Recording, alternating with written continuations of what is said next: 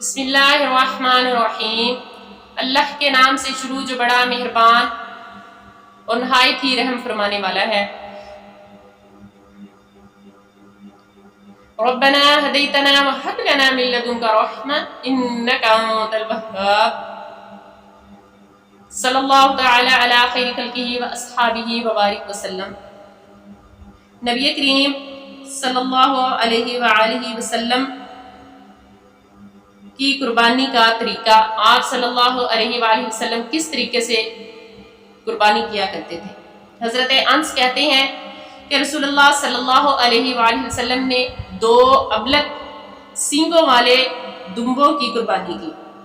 2 ابلق سینگوں والے دمبوں کی قربانی کی۔ ان کو اپنے ہاتھوں سے آپ صلی اللہ علیہ وآلہ وسلم نے ذبح کیا، بسم اللہ کہی، پھر تکبیر پڑھی۔ اور حضرت انس رضی اللہ تعالی عنہ کہتے ہیں کہ نبی کریم صلی اللہ علیہ وآلہ وسلم نے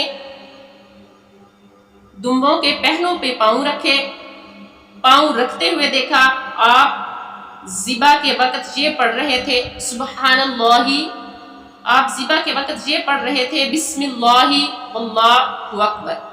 حضرت عائشہ صدیقہ فرماتی ہیں کہ رسول صلی اللہ علیہ وآلہ وسلم نے ایک ایسا دمبا لانے کا حکم دیا جس کے سر پر سینگ ہو، اور آپ صلی اللہ علیہ وآلہ وسلم نے فرمایا کہ وہ سیاہی میں چلتا ہو، یعنی پاؤں اس کے سیاہ ہو۔ پھر آپ نے فرمایا کہ وہ سیاہی میں بیٹھتا ہو، یعنی پیٹ اور سینہ اس کا کالا ہو، سیاہی میں دیکھتا ہو، یعنی اس کی آنکھوں کے حلقے جو ہیں وہ سیاہ ہوں۔ بس ایسا دمبا لایا گیا۔ آپ صلی اللہ علیہ وآلہ وسلم نے فرمایا اے عائشہ چھری لے کر آؤ، پھر اس چھری کو پتھر کے اوپر تیز کرو، تیز کیا، اور آپ صلی اللہ علیہ وآلہ وسلم نے اس کی قربانی کی۔ یہ نبی کریم صلی اللہ علیہ وآلہ وسلم کے قربانی کرنے کا طریقہ ہے۔ یہ صحیح مسلم کی حدیث مبارکہ ہے۔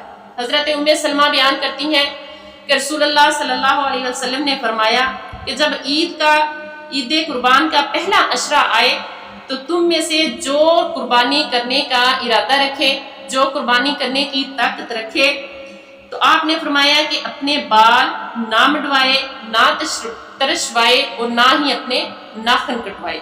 یہ نبی کریم صلی اللہ علیہ وآلہ وسلم کی سنت مبارکہ میں سے ہے، اور اللہ تبارک و تعالی ہمیں بھی آقا علیہ الصلوۃ والسلام کی سنتوں پر عمل پیرا ہونے کی توفیق عطا فرمائے۔ وما علینا الا البلاغ المبین۔ جزاکم اللہ خیرا۔